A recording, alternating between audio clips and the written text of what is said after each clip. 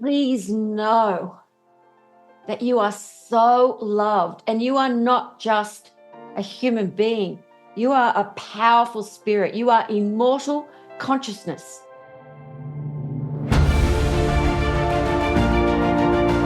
Hello and welcome to the Daily Helping with Dr. Richard Schuster.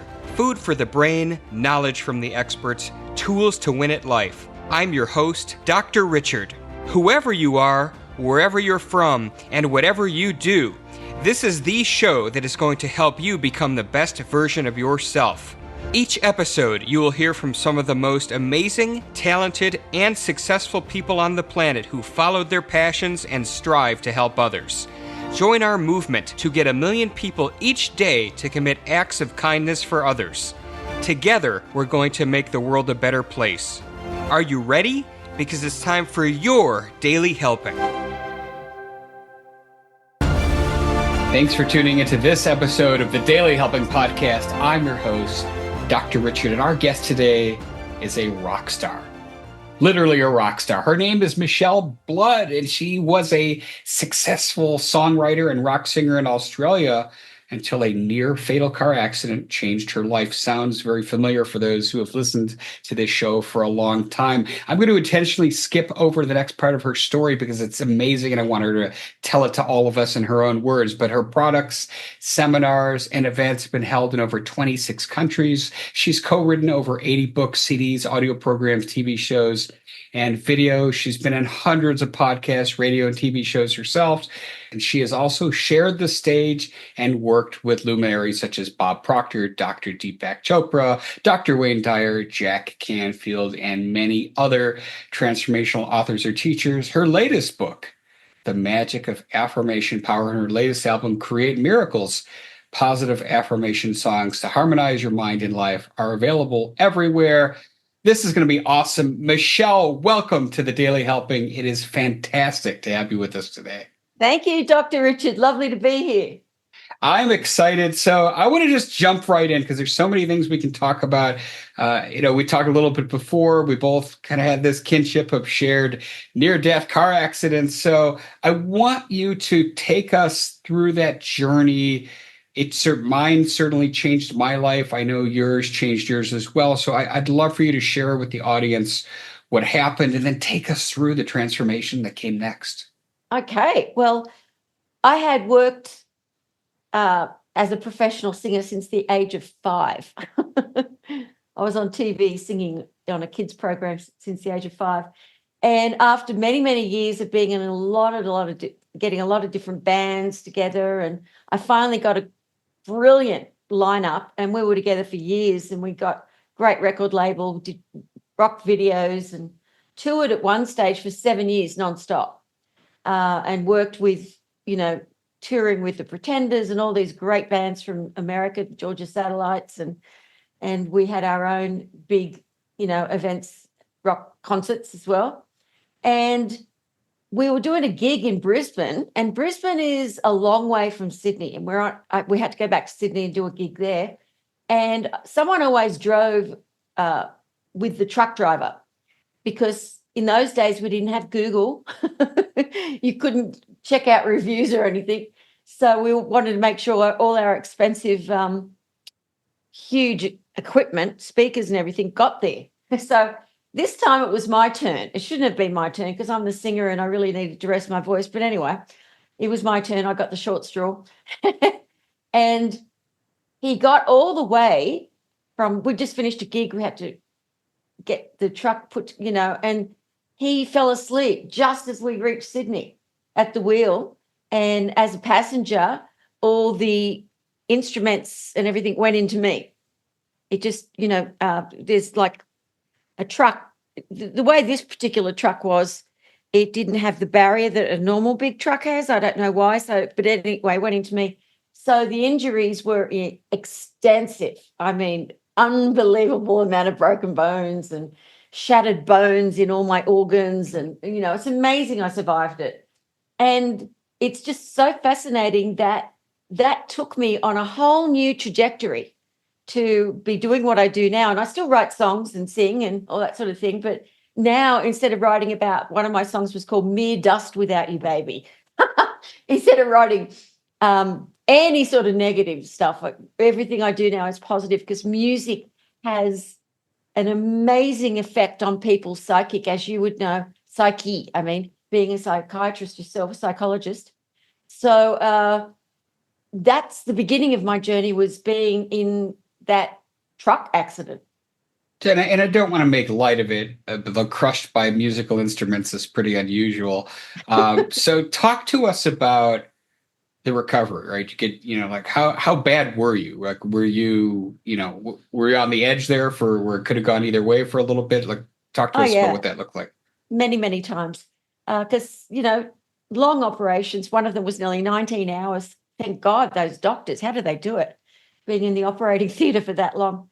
And then having to be in traction to get ready for the next operation, and then the next operation. So it was horrific.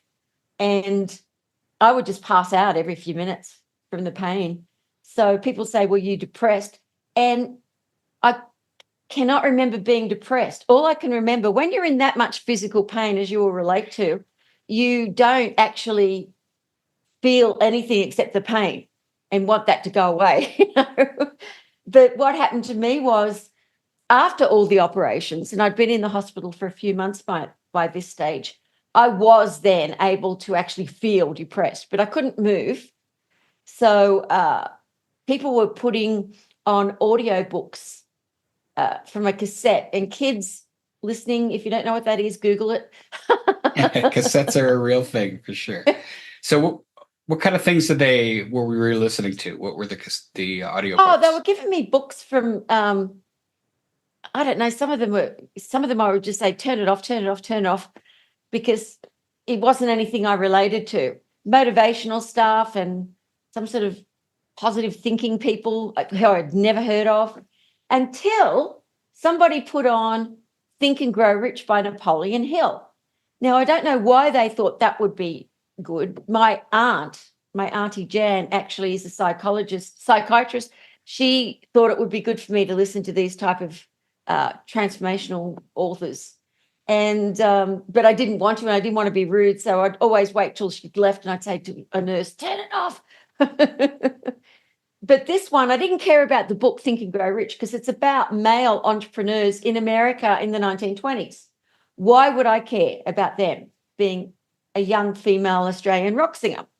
But the one chapter, Dr. Richard, that got to me was when he said he would go into his little infant son's room every night. He was born completely deaf, and do this auto-suggestion, these affirmations, and he would speak to him as the little boy was sleeping, and he would say, "You hear perfectly, you grow up to be a masterful, beautiful person, and wealthy and healthy." And in 3.5 years, the little boy had 30% of his hearing. He went on to become a multimillionaire in the hearing aid industry. Napoleon Hill's son. But when you hear something you've never heard before, and you just know in the marrow of your bones that what you've just heard is true, you just know. So I just knew that what he just said was true, and so I was going to create my own affirmations. And I did. I am healed. I know I am. I love myself. I am my friend. I said it over and over and over again. Couldn't write it because I still couldn't move. But it didn't work, because my doubting mind, and you know that this is true and they've proven it now, your short-term memory, your doubting mind, if your doubting mind is seeing and feeling the opposite of what you're saying, it will just be spat out. It won't go into the treasury of your subconscious mind. And so I just stopped doing it. But then a month later, I had an epiphany. Hey, you've even written jingles for advertising agencies. You can't get a song out of your head. So I had people go out and look for affirmation music, but there wasn't any such thing. Just people speaking affirmations. Back in the 80s, this was. And so I got my little cassette, my blank cassette, and I asked someone to press on record. And I said, "Look, I'm just going to sing it. I am healed, I know I am. I love myself, I am my friend." I added a few more affirmation lyrics, and I would sing it over and over again. And that was the beginning. I listened to that nonstop And my attitude changed. I started feeling more hopeful. I started realizing, look, even if I can't walk again properly, I can still sing, I can still write songs. Maybe as I get older, I can write and produce songs for younger kids, and that's how it started. Amazing. So I love this for so many reasons because I've read Think and Grow Rich, I've read Napoleon Hill, but I don't remember that story, which is interesting. And it's funny what resonates with one person, that they need to hear a message at a particular point in time in their life, and that was the thing that clicked for you. So really quickly, because I don't want to spend the whole time talking about the hospital stuff, but once you started listening to that repeatedly and singing those messages, or rather hearing yourself sing those messages on tape, how quickly did your physical healing accelerate? Well, it accelerated much faster because I was determined. I sort of had looked back at my life and realized I'd used my willpower to get the drummer I wanted, to get the guitarist, to manage the band, to get the record label, all the things I'd done through sheer, that's going to happen. I was always like that. This is going to happen for me.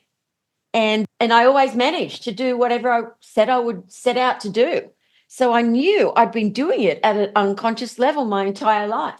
Never saying I can't do something, always saying I can, which is one of my favorite songs I've written called You Can Do It. But anyway, after I got out of the hospital, so we'll miss all that bit, I was told to do all this therapy and all this stuff. And I just went, nope, I don't need it. I'm not going to.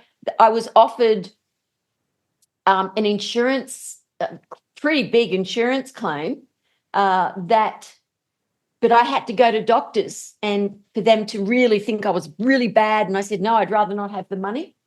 I'm not going to do that. I'm not going to go to doctors and to get a lot of money, say I'm really bad and I've got a bad limp or whatever it was. So because of my healing, not promoters to start with, but the media started interviewing me about my miraculous healing. And at this time, I was in the studio, just in a little 8-track studio, not like our normal 48-track studios that the band were in, writing all these affirmations songs with different themes about being a magnet to money, being successful, healed, being I am love, all those different things. And so then promoters started coming and they said, we want you to sing in between. Get it? Michelle, listen to this. Dr. Deepak Chopra, Dr. Wayne Dyer, Bob Proctor. And I went, I don't know who they are. So I started touring with them just to get extra money. I just thought it would be fun. And they got me to make CDs of my affirmation music, which just kept selling out. And I had no intention originally, Dr. Richard, of selling, because it's just an 8-track little pop songs, But Right, so I'm putting a timetable to this now because we've gone from cassettes to CDs now. So we're in the 90s now, right? yeah. Okay. No, I sold cassettes. It wasn't CDs, but we turned them into CDs in 1990. Yeah. But they were actually cassettes. Yeah. I just forgot for a minute. But anyway, so then when I worked with Bob Proctor, him and his wife in Sydney said he didn't want me to be there. And they said, no, she was really great with the crowd and people know who she is. And he said, okay, because, you're paying me to do it. I guess I'll have to. And he said to me after the first half in the green room, he said, I did not want you singing at my event. And I went, good on you, mate. Nice to meet you too, Bob. And he said, but I love it. I want you to work with me all over the world. And and I did for 7 years straight. I ran his business from Asia. I got his book to be a bestseller. So many things that we created books and events and I still was doing rock songs, but positive this time and without my band anymore because I was living in Asia. And I ended up working all over the world. And my biggest audience was 50,000 people. So I was very successful. But I went off that success train to the next section of my story to millions upon millions of people had been buying my stuff by then. It was insane. And then I just decided I want to find this heart glow that I have. I want to find out what it is, because as I was doing it, having all this success and, singing and speaking to people from big gigs all over, big seminars and gigs, my oscillation, my frequency was going so fast that I was in this vibratory state all the time of high energy and love for everyone. And it was just incredible. And Bob said to me one day, he said, I said, I've got to do something else. I've got this heart glow and I've got to find out what it is. And he said, you need to find an enlightened teacher. That's what you need to do. You want to find God within yourself. He said, I had an enlightened teacher for 3 years and then he left the body. But he said, and I said, do you know any? He said, no. He said, if I knew any, he said, I'd be going to them myself. He said, but they're very hard to find. And so I searched for 14 years and finally found an American enlightened teacher. Imagine that. Imagine that. And because I've went to Japan 23 times looking whenever I heard word on the street that this Zen guy is, I went everywhere looking. And maybe a couple of them were, but they didn't speak English. And the Asian men just say, oh, it looks like you do have a lot of love for God, but you're a woman, so sorry, you won't be able to. It's only for men, really, enlightenment.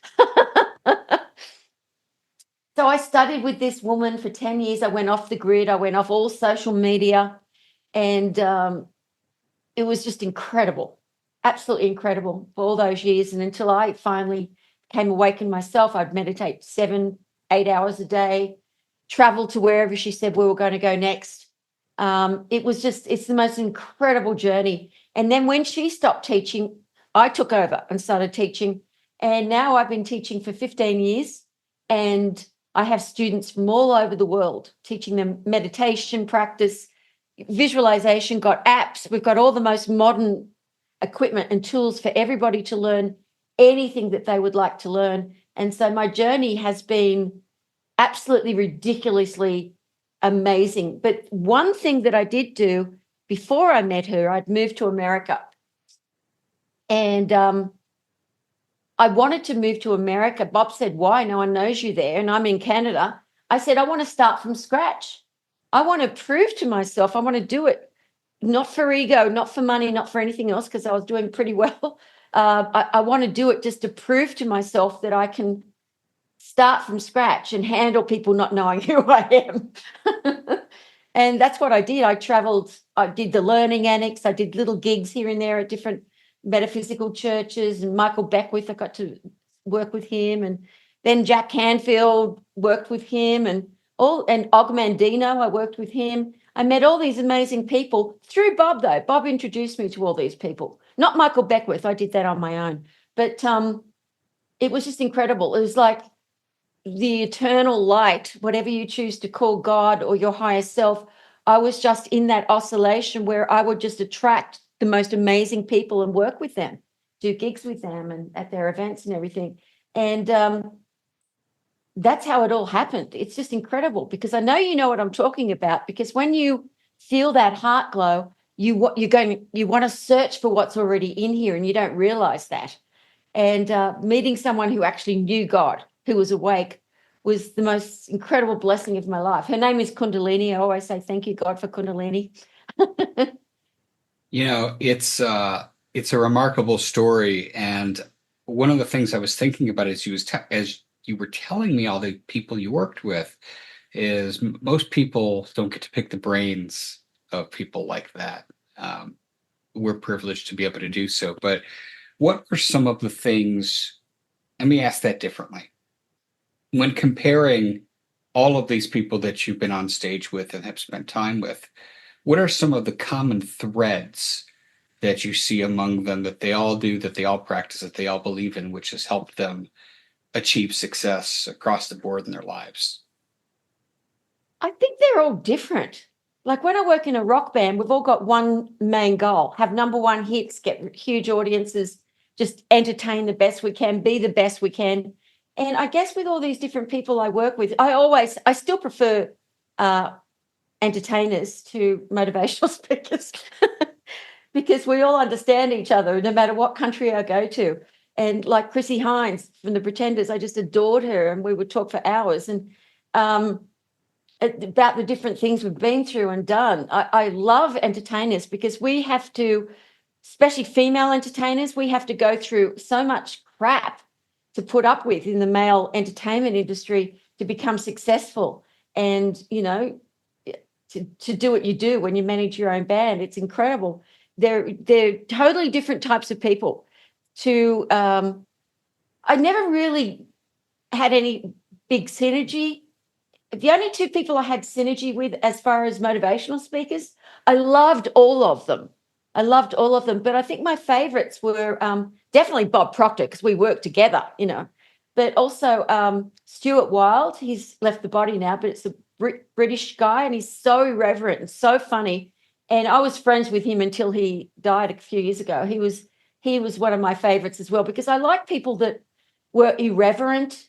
And because some people on stage, I've noticed over the years with the people I've met, aren't congruent with who they are on stage in real life. So I didn't get along that better. I thought guys in rock bands are much more gentlemen than some of the motivational blokes.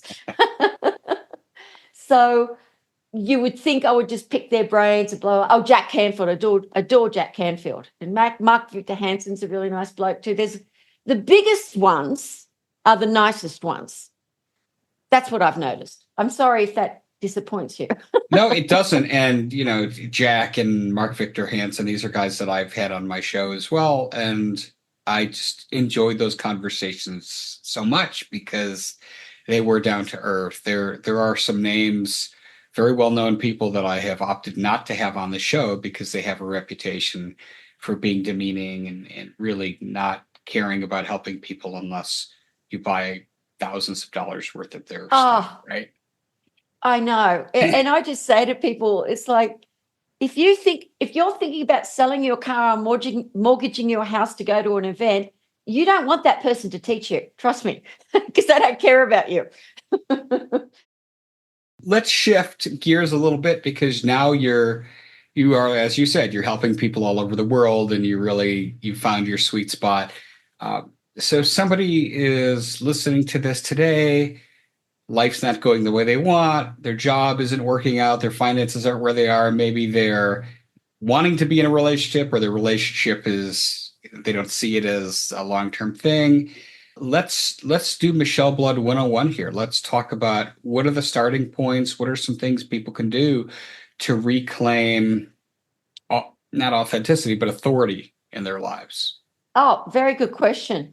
And it's quite interesting because I say this a lot, and people, until they do it, they don't realize how, you know, I can talk about my affirmation power songs. Yeah, listen to them. I've got plenty of apps, the Magnet to Money app, notifications, affirmations on it, free apps. I've got all this stuff you can have for free. But one of the things you can do for yourself straight away is clear out the clutter in your environment. I mean, seriously. Make sure that because what you look at, you know, makes a huge difference to the way you feel about yourself. So declutter your wardrobe, the trunk of your car, as you say in America, we call it the boot. I don't know why. The trunk of your car. I mean, just Kaizen it all. Make sure it's all neat and tidy. Get rid of cobwebs. Maybe you need a few new cushions or pillowcases. Don't leave dishes in the sink. Always make your bed. I mean, your environment makes a difference to the way you feel. You know those drawers you've got. You know, guys, the drawers you like, clean them out too. It is incredible how big a difference it makes. And stop complaining. Stop complaining. Go for 28 days with no complaining. And if you find yourself complaining, as long as you can be mindful enough to stop that complaint halfway through, it's incredibly difficult. But if you can do it for 28 days straight, your life will change, because the only reason you're complaining is because you don't want to look at what you're afraid of. You've got to stop and say, what am I afraid of? Am I afraid of losing something that I've got? Am I afraid of not getting something that I want? And if you can start looking within and release those fears and the shadow side, people never want to look at the shadow side of circumstances. They'd rather blame the government, their neighbors, the relationship. Because if you can start doing things like that, you'll find you're less judgmental of others. You'll find you're more compassionate, and you'll have more love in your heart, and you'll attract really wonderful people and situations that have always been there, but you couldn't see them. It's interesting. The making of the bed is something I read about in a book maybe 10 years ago, and the author is eluding me, but it was really done under the context of habit formation. Right? Like if you make a bed every day, second you get out of bed, it's a habit, and you're starting the day with a foundation of a regimented thing. But you're really talking about it in a different way. You're talking about more kind of energetically, right? The decluttering of your space. Don't be looking at things you don't want to look at that are negative. Just be clearly focused on what you want to do. That's a different spin completely. Well, it really does change your consciousness. It's super important. With my students, I always say to them, once a month, do a spring cleaning, not once a year. And you'll feel great. You'll feel really, really good. And don't put off, I can do that later. Do it now. You've only got this moment. Do it now. You don't want things to build up. You've got to get all this done and that done. That just stresses you out. Once you can begin to live in the moment, not even in the now, because there is no time. But if you can get rid of even thinking about time and you live in a continuous moment, you're never stressed. But meditation does that for you. Meditation will release time from your consciousness, and time is what stresses people out. And it's an illusion. It's man-made so that we could work out when to bring the sheep to market. I'll swap this sheep for some of your corn.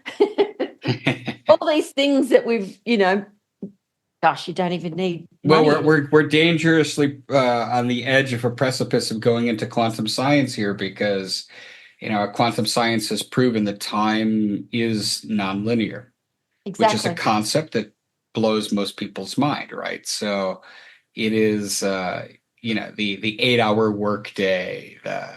These are things that we've kind of invented, but these are great starting points. So, all right, so the audience is committing now to doing their monthly spring cleanings, getting rid of cobwebs, putting new couch cushions on, the couch or whatever we're doing to declutter our space, make it good, make it feel good.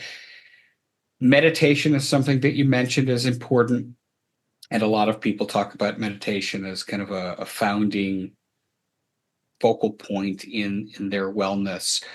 So now let's talk about the next steps. What then, if we've graduated, we've cleaned our space, and you really want to help person find that magic inside of them? You called it a heart glow, but I think that's an important thing, because if we find out what makes us special, we find that thing that lights up our soul, then every day is fun. And if we can turn that into something we make money at, now you've really kind of cracked the code, because every day will be rewarding and fulfilling. But I think let's start with that heart glow, as you put it. So what are some steps people can take to really dial into what it is that they're uniquely able to do on this planet? Well, it's challenging for anyone to, people think their purpose in life is to do something that makes them happy. No, do something that makes other people happy, and then you'll be happy. Make other people happy, you'll be happy, you'll be successful. But my heart glow was my heart chakra had been partially activated, and that's why I felt that heart glow, because once you're enlightened, everything's activated and you feel waves of bliss all the time, and time literally is removed from your consciousness. And that is the most incredible thing, because then you have no fear at all. It's incredible. Meditation practice. Find yourself an enlightened teacher, myself or someone who can transmit light to you, so that you don't have to find it challenging to meditate on your own. They're meditating you at the beginning. Tell me what that means. Talk to us about that. Okay. Shakti, Kundalini energy at the bottom of the spine. When a teacher is fully awakened, they have this, they're like but it's on all the time. and they're a conduit for that divine energy, which is what creates everything, which is what is oscillating in this universe, which is creating all these different world planes, and everything that we see created our images of our body, what we see, what we feel. And it's like tiny little bubbles of energy, like scrubbing things clean. It's incredible. And we have this beautiful kundalini at the base of the spine, and along it there's an ethereal tube called the Sushumna. And along that Sushumna, where the chakras are, but nobody's chakras are activated until you begin to meditate, unless you've been enlightened or meditated a lot in a past life and you bring that back into your life this time. And so when the teacher transmits light, it's just going straight into that person's, what I call their diamond, their higher self. And most people can't feel their intuition or see what's going to happen or attract what they want, because it's coated with emotions and past habits, and they can't seem to get out of that rabbit hole of a certain habit, or feeling depressed, or having the same boyfriend or girlfriend, but they're all terrible, but different names, same job, different city, same effect, because this is coated. And so when that light is being transmitted, it starts dissolving or popping all those negative emotions that are tying you into the past. You think of something and it reminds you of something. Now, that can be a positive thing if it's a positive thing that it reminds you of, but mainly it's not. When it's an emotional, you almost feel inflicted with that particular thing repeating. So when that light is transmitted, people start to feel, all my students, I've got students that are doctors, celebrities, lots of different people, but it's some of them don't even speak English, but they feel it. So as I transmit that light, they feel the tingling and the waves coming through their brain and through their head, and their eyes start tearing up, and they don't know what it is, because it's such a high frequency that it is doing it for them, helping recalibrate their consciousness, and it takes away layers upon layers that would take many multiple years to do on your own. Now, I meditated and did positive affirmations and all these things for years before I met my teacher. But the minute I met her, I could feel my eyes tear up. I could feel tingling at the top of my head.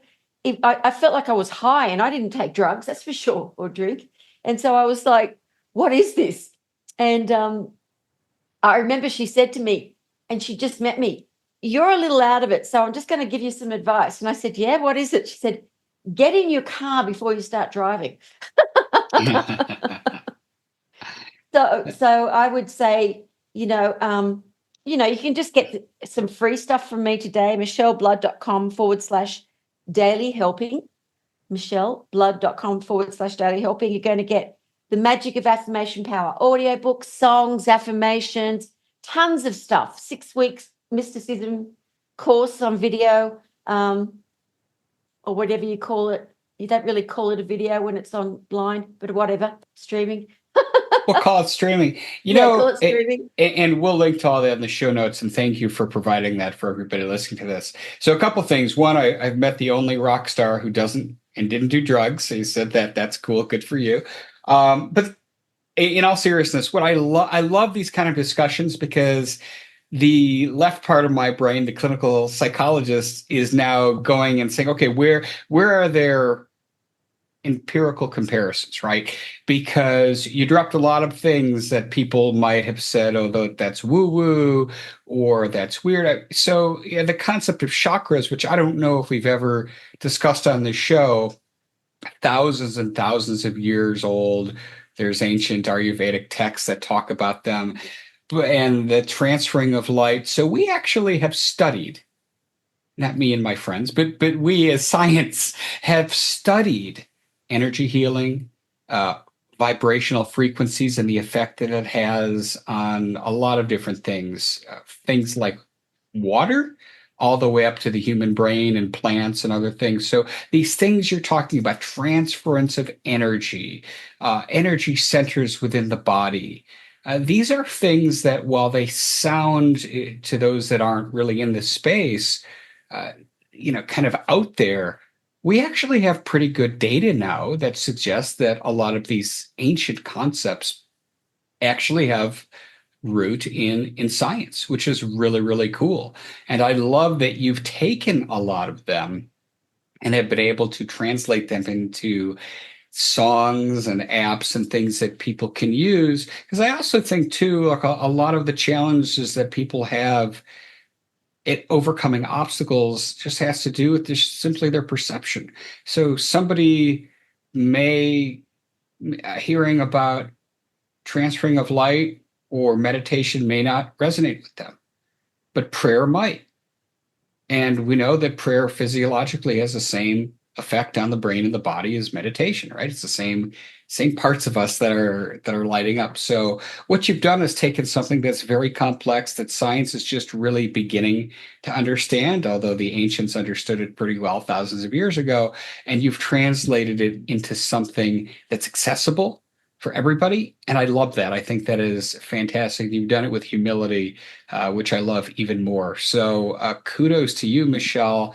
My goodness, our time together has just absolutely flown by, and I knew it would be fun, and I knew it would be this way. But as you know, I wrap up every episode by asking my guests a single question. That is, what is your biggest helping, that one most important takeaway you'd like somebody to walk away with after hearing our conversation today?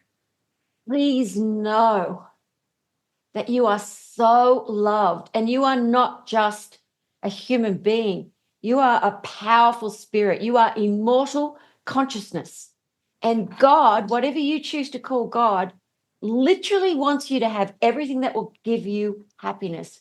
Because once you have that happiness, you start to have more compassion for others, and you don't want to see suffering. You don't have to suffer. You're never alone. You've come to Dr. Richard because he is a soul who cares and knows that about you.